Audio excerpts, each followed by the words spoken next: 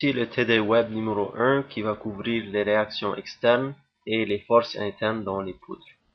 Alors, on va commencer avec notre premier exemple. On a une poutre ici. Alors, avant de commencer ici, on a un pin de ce côté. Et ici, à B, on a un roller. Ça, c'est important pour les réactions externes. Alors, la première étape, c'est de indiquer nos forces ou nos réactions externes.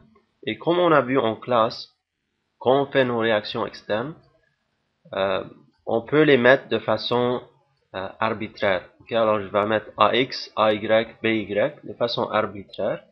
Et ensuite, après que je trouve les résultats, je peux les corriger si j'ai des résultats négatifs. Deuxième chose ici, on voit ici qu'on a une force qui est à un angle incliné. Alors notre 60 kip est incliné. Alors ce que je devrais faire, c'est séparer cette force en ses composantes horizontales et verticales. Quand j'ai ça, je peux commencer. Alors si je commence avec la somme des forces en X, alors je prends la somme des forces en X. Alors et je dis ça, cette direction est positive. Alors je vais avoir AX. Ensuite, moins 60 cosine 60 est égal à 0. Alors si je fais ce calcul, je vais trouver que AX est égal à plus 30 kips. Alors comme j'ai trouvé que c'est positif, ça veut dire que la direction que j'ai indiquée ici est correcte. Okay? Ensuite, je vais prendre la somme des moments de A. Alors, pourquoi je prends la somme des moments de A? Parce que je veux enlever une des réactions. Vous voyez ici, on a AY et BY. C'est deux composantes verticales. Je veux enlever l'impact d'une de ces deux composantes. Alors, je peux soit prendre la somme des moments de B, ça va enlever l'impact de BY, ou je prends la somme des moments de A, je vais enlever l'impact de AY et je peux trouver BY. Et ça, c'est ce que je vais faire. Alors, je vais dire somme des moments de A positif dans cette direction. Alors, je vais avoir la première composante, c'est le moins 60. Donc, je vais avoir moins 60 sin 60 et la distance perpendiculaire est de 10 pieds dans ce cas. Ensuite, j'ai la composante BY. Alors, BY dans ce cas, ça va être plus BY multiplié par 14, parce que ça va aller comme ça. C'est dans la même direction qu'on a ici. Et finalement, on a notre 50. Alors, on voit ici, celle-là, ça va comme ça, clockwise. Et on a dit, la direction positive, c'est counterclockwise. Alors, on va avoir moins 50. Alors, si vous faites ce calcul, vous allez trouver BY est égal à plus 40.7 kips. Ok, alors encore une fois, ça c'est la bonne direction de BY qu'on a mis ici. Ça c'est pourquoi le résultat est positif. Finalement, on va prendre la somme des forces en Y pour trouver AY. Alors on va avoir, on va avoir moins 60 sin 60 plus le BY qu'on vient de trouver, c'est 40.7 plus le AY. Et si on fait ce calcul, on va trouver notre AY est égal à 11.3 kips. Encore une fois, c'est positif. Alors, toutes les directions qu'on avait mis ici, ils sont les bonnes directions. Ok. Ensuite, pour la partie B, on nous dit de répéter le problème A, mais cette fois, prenez en compte l'épaisseur de la poutre. Ok. Pourquoi c'est important ici? Alors, vous voyez ici, la force est appliquée à la fibre extérieure de la poutre. Et normalement, comme on a vu ici, on a séparé cette force en une composante verticale et horizontale. Mais cette composante horizontale, si c'est pas exactement au centre de gravité de la poutre, ça va avoir un impact quand on fait, par exemple, la somme de moments de A. Okay? Parce qu'on a une petite distance ici, 1 pied, multiplié par ce 60 cosine 60, ça va avoir un impact ici. Alors ça, c'est l'importance de ça. Okay, normalement, on ne doit pas prendre ça en compte parce qu'un pied, c'est très petit. Okay? Mais, par exemple, si vous avez un cas comme ça, vous avez une force horizontale et vous avez une certaine distance ici, alors dans ce cas, on doit inclure l'impact de cette force dans ce type de problème. Okay? Quand on prend la somme des moments. Alors, juste pour illustration, alors, si vous voyez ici le calcul de somme des moments de A, ils vont prendre cette composante en compte et ça va résulter en une réaction qui est différente. Okay? Au lieu de 40, on a 38.5. Okay? Ça, c'est juste pour illustrer ce point. Deuxième problème, ici, ça c'est un free end. Ici, on a une fixité ou un encastrement. Alors, ça c'est fixe. Alors, la première chose, on a dit, on va mettre nos réactions externes parce que c'est fixe. On va avoir 3 réactions externes à A. Alors, on va mettre ça encore une fois de façon arbitraire, AX, AY, MA. Ensuite, parce qu'on a des charges distribuées, comme on a vu en classe, on peut séparer premièrement ça en un triangle et un rectangle. Okay. Et deuxième chose qu'on devrait faire, c'est on devrait trouver la contribution du triangle et aussi la contribution du rectangle. Alors si on prend premièrement la contribution du triangle, alors ça va être juste un triangle. Alors si on sépare ça, ça c'est 10 et ça c'est 5. 10 kN par mètre et ça c'est 5 kN par mètre. Alors pour le 10 kN par mètre, le triangle, on va trouver la résultante, c'est 60 kN. Et pour un triangle, c'est à L sur 3 de ce côté. Alors, on va mettre ça ici, 60, comme ça. Ok, et la distance L sur 3, parce qu'on a 12, ça va être à 4 mètres. Pour le rectangle, on a juste 5 multiplié par 12, alors ça va résulter en 60. Mais pour le rectangle, c'est exactement au milieu. Et le milieu ici, 12 divisé par 2, ça va être 6 mètres. Alors ça, c'est qu'est-ce qu'on fait ici. Alors on va mettre celui-là à 60 et celui-là à 60. Ça, c'est important pour les réactions. Okay? Ça va simplifier nos calculs pour les réactions. Pour les diagrammes BM, on doit toujours prendre les forces distribuées, pas les résultantes. Okay? Alors si je commence avec somme des forces en X est égal à 0,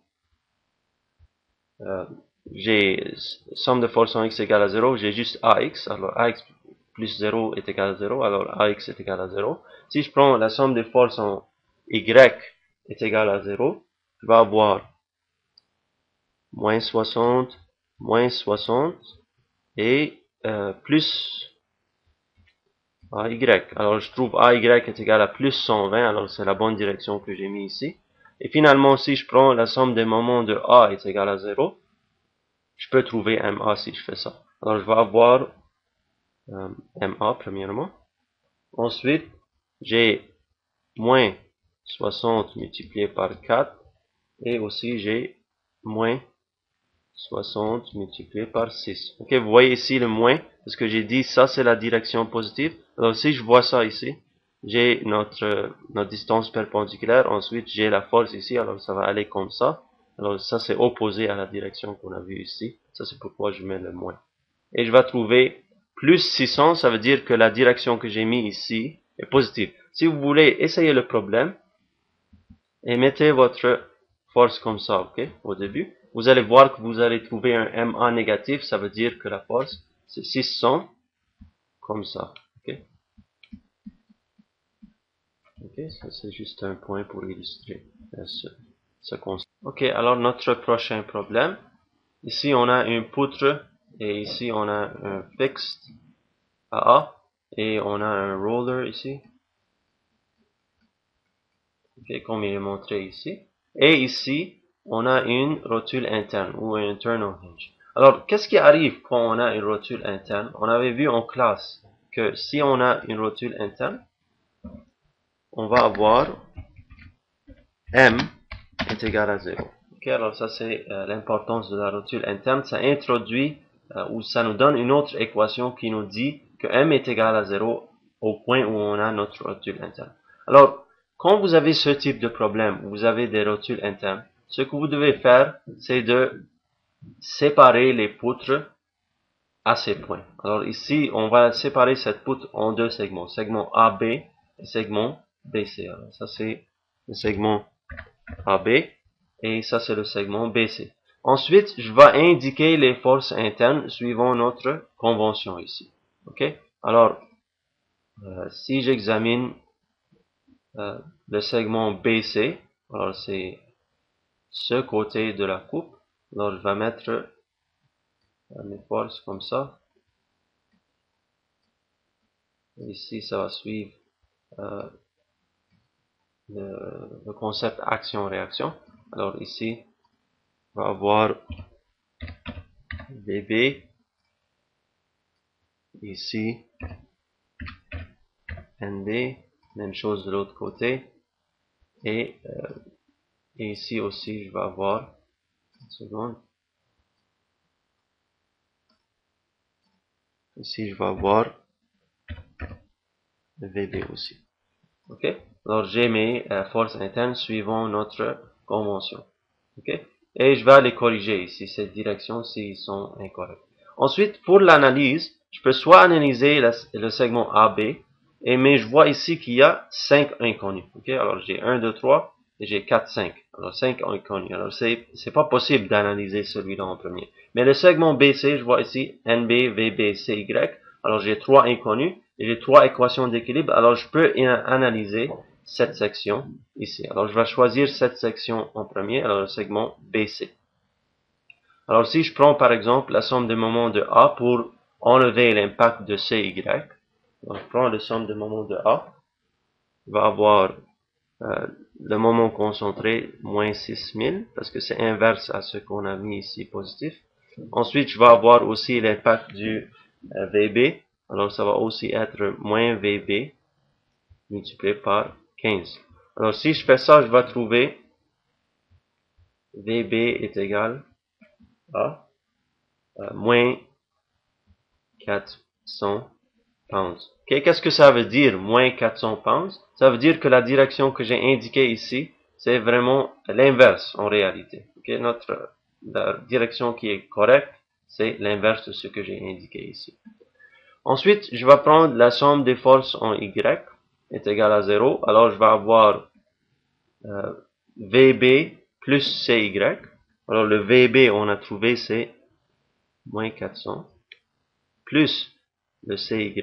Alors, si on fait le calcul, on va trouver le CY est égal à 400 pounds. Et finalement, si je prends la somme de force en X, je vais trouver que le NB, c'est pas le BX, le NB, ça va être égal à 0. Ok? Alors, ça, c'est pour le segment BC. Maintenant, quand je fais l'analyse de AB, ce que je devrais faire, c'est corriger cette direction. Alors, vous voyez ici, je vais corriger mon 400 pounds parce que j'ai trouvé c'est négatif. Alors, je vais le corriger ici. Et pour l'autre, parce que on a le principe action-réaction, je vais le mettre comme ça. Alors, quand j'analyse le segment AB, je vais utiliser ces forces ici. Alors, si je commence par la somme des moments de A pour trouver MA, je vais avoir plus 400 multiplié par 20. Ensuite, je vais avoir moins 800 multiplié par 10 et plus MA. Ok, alors d'où il vient le 800? Okay, j'ai juste pris la résultante de ça. Alors, 400 pounds foot multiplié par 20. Okay, c'est 8000, excusez-moi. 8000. Okay, alors ça c'est 8000 multiplié par 10. Alors, je vais trouver MA est égal à plus 72. Alors, c'est la bonne direction que j'ai indiquée ici. Ensuite, je prends somme des forces en Y. Je vais avoir AY plus 400 moins 8000. Alors, je vais trouver AY est égal à 7.6 kip. Ok, alors ici, juste pour être clair, okay, 1 kip est égal à 1000 pounds. Okay, alors, quand je dis ici 72 kip foot, ça veut dire 72 000 pounds foot. Et ici, 7.6 kip, ça veut dire 7600 pounds. Okay, ça c'est ce que je veux dire. Ensuite, je fais AX et je vais trouver c'est égal à 0. Ok? Alors ça c'est ce type de problème. Comment vous le résoudre? Comment on les résout? Juste pour reclarifier. On va premièrement séparer la poutre où on a des rotules internes. Ensuite on va analyser le segment où on a maximum 3 inconnus. Alors ça c'est ce qu'on fait ici. Ok? Un autre exemple que vous allez avoir peut-être dans vos devoirs, okay, c'est une poutre comme ça. Alors si on a une poutre comme ça, on a une rotule ici, une rotule ici, la première chose c'est d'analyser ce segment ici au milieu.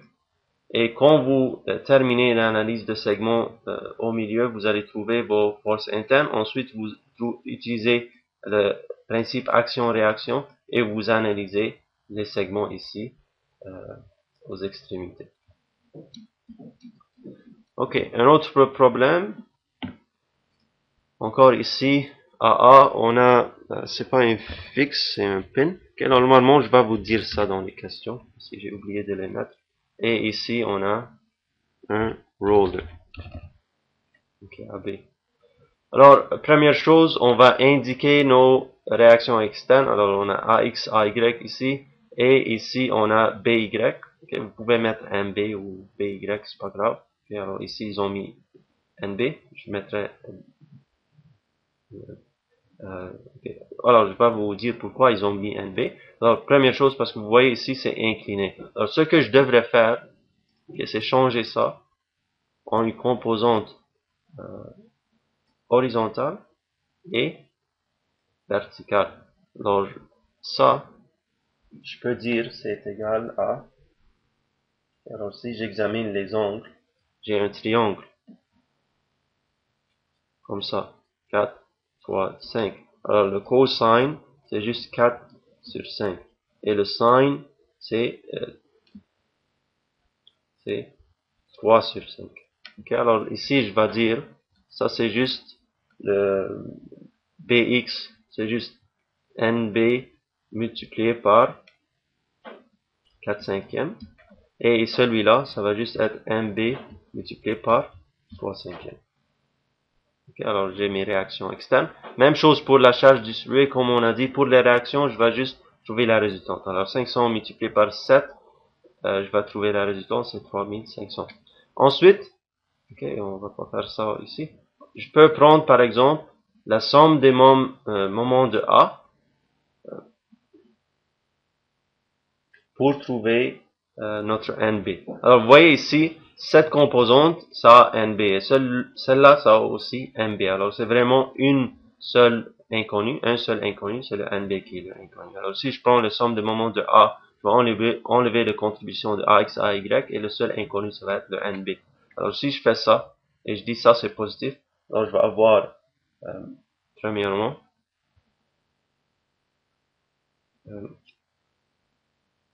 moins 3500 multiplié par 3.5.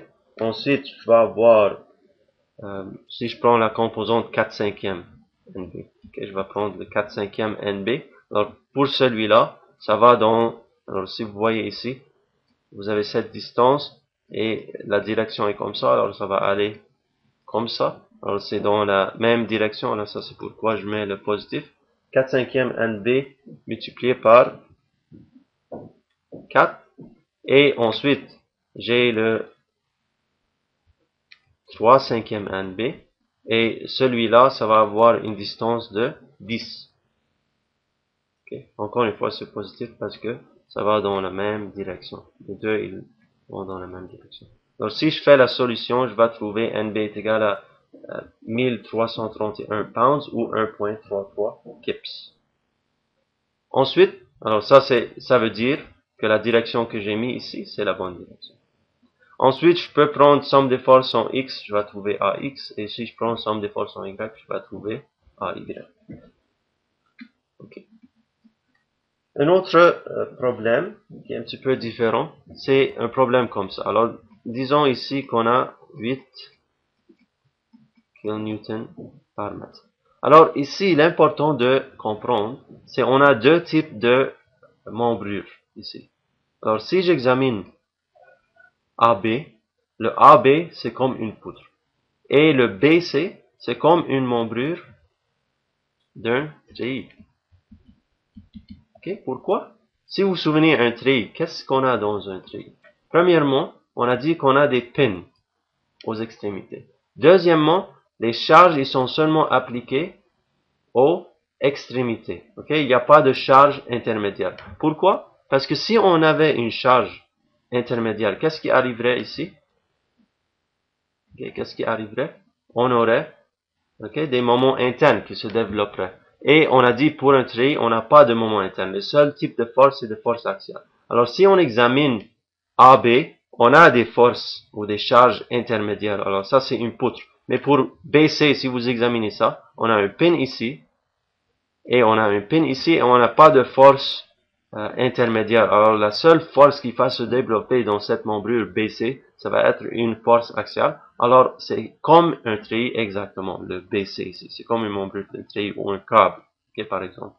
Alors ici, quand on veut résoudre ce type de problème, alors si on a un pin à A et on a cette membrure axiale ABC, la façon de résoudre ce problème, c'est premièrement de séparer cette membrure AB de cette membrure BC. Alors ça, c'est qu'est-ce que je vais faire. Ensuite, comme dans le treillis, ce que je vais faire, c'est pour cette membrure BC, je connais que la force interne, c'est une force interne axiale. Alors je connais la direction de la force, c'est comme ça. C'est la même direction que la direction de la membrure.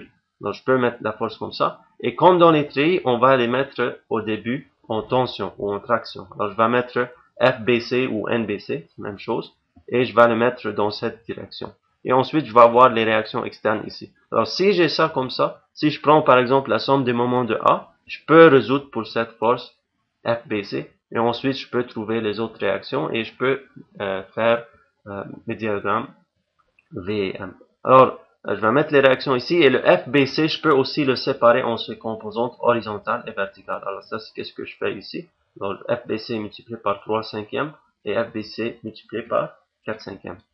Ensuite, je prends la somme des moments de A pour trouver cette force FBC. Alors, si je fais ça, je vais avoir moins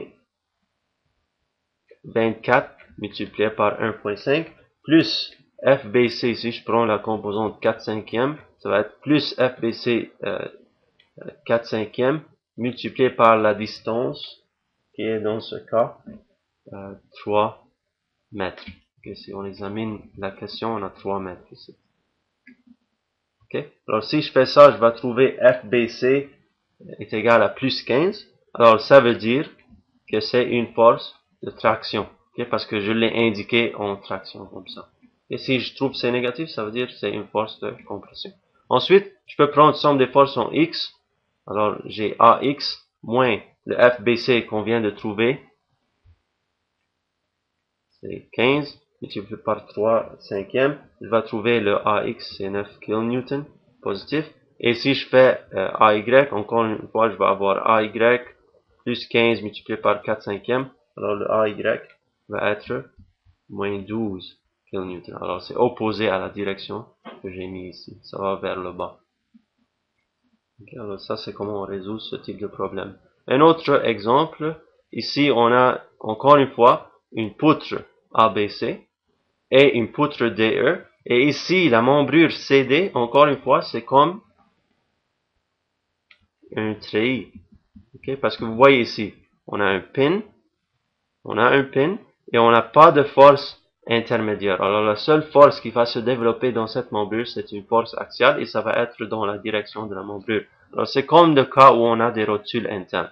Alors ce qu'on va faire, c'est qu'on va séparer ces deux segments, ABC et DE.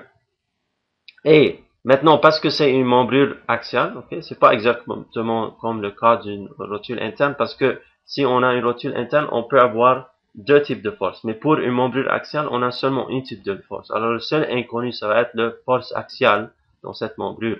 Donc je vais juste mettre une force de traction ici qui va de C jusqu'à D et une autre force qui va de D jusqu'à C. Et ensuite, je peux analyser ici le segment ABC ou le segment DE. Et dans ce cas, parce qu'on a 3 inconnus seulement pour le DE, je vais commencer avec le DE. Ok, alors je vais commencer avec celle-là ici. et je vais trouver premièrement la force. Comment je le trouve? C'est comme dans l'autre cas, je prends la somme de moments de ici, je vais trouver le F, ensuite je vais prendre somme Fx, somme Fy, je vais trouver les autres réactions. Ensuite, je vais utiliser le principe action-réaction, je vais mettre ma force F ici, et ensuite je peux prendre la somme de moments de A par exemple pour trouver BY, et ensuite je peux trouver les autres réactions. Alors ça c'est ce qu'on fait ici. Alors vous pouvez essayer cet exemple, c'est une bonne pratique.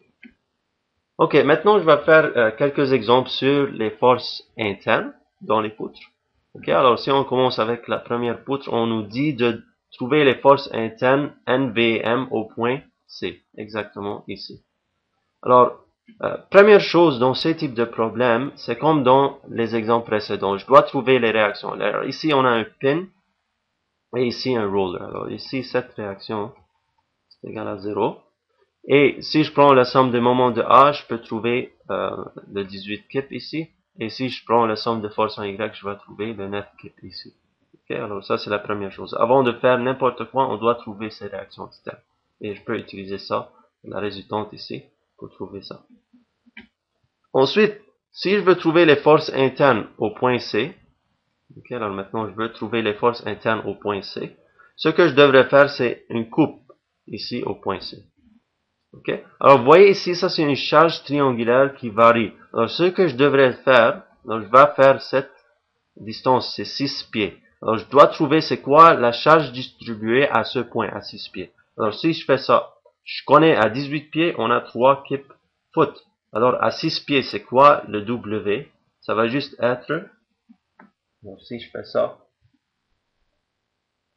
va juste être, ok, on a 3 kip foot, mais maintenant, au lieu de 18 pieds, on a 6 pieds. Alors, 6 divisé par 18, on va trouver 1 kip foot. Alors, quand je fais ma section ici, je vais indiquer 1 kip foot. Et j'ai le 6 pieds ici. Ensuite, pour les forces internes, on a dit pour les réactions, c'est pas important les directions. Mais pour les forces internes, c'est très important de mettre les bonnes directions. Alors, ici, parce que je fais cette direction de la coupe, okay, j'ai pris le segment, j'ai le choix de prendre cette partie ici, ou de prendre cette partie. Alors j'ai choisi la partie en jaune. Okay, alors quand je fais ça, je dois indiquer, excusez, je dois indiquer ces forces ici. Et parce qu'on est de ce côté, je dois indiquer les forces comme ça. Alors je vais mettre les forces internes de cette façon. Alors, je vais avoir VC, NC et le MC. Alors, vous voyez, je prends les mêmes directions qui sont indiquées ici, selon notre convention. Ensuite, alors, si je prends les sommes de forces en Y, je vais avoir 9. Ensuite, la résultante ici, alors si j'ai 6 pieds et 1 kip par pied, alors ça va être 3 kip qui est à 2 pieds de ce côté. Alors si je prends la somme de forces en Y, je vais avoir 9 moins 3. Et parce que j'ai indiqué le VC comme ça, et j'ai dit ça c'est positif, alors je vais avoir moins VC. Et si je fais ça, je trouve VC est égal à 6 kip. Alors vous voyez ici, c'est quoi l'importance de mettre ça comme ça? Parce que ça me dit ici, parce que j'ai trouvé VC est égal à positif 6 pieds, ça veut dire que si je faisais le diagramme V et je trouvais si je dessine ça, je vais trouver plus 6 kip, l'effort tranchant interne à ce point. Okay, alors ça c'est important de mettre ces forces de la bonne direction. Ensuite, si je prends la somme des moments de C, je vais avoir MC, ensuite plus 3 multiplié par 2 et moins 9 multiplié par 6. Alors si je fais ça, je vais trouver le MC qui est égal à 48 kip foot. Encore une fois, parce que je l'ai indiqué selon notre convention et j'ai trouvé que la force est positive, ça veut dire si je dessinais le diagramme M, je trouverais un M de plus 48 à ce point. Bien, alors ça c'est l'importance de ça. Un deuxième exemple. Alors ici, on veut trouver les forces internes au point C encore une fois. Alors on a trouvé les réactions pour vous, ils sont ici, et on a des charges externes. Alors je vais mettre la coupe ici, et je vais indiquer encore une fois les forces selon notre convention. Alors parce que je prends cette section, je vais indiquer, parce que ici on a cette section ici, donc je vais indiquer les forces selon cette convention. Donc je vais avoir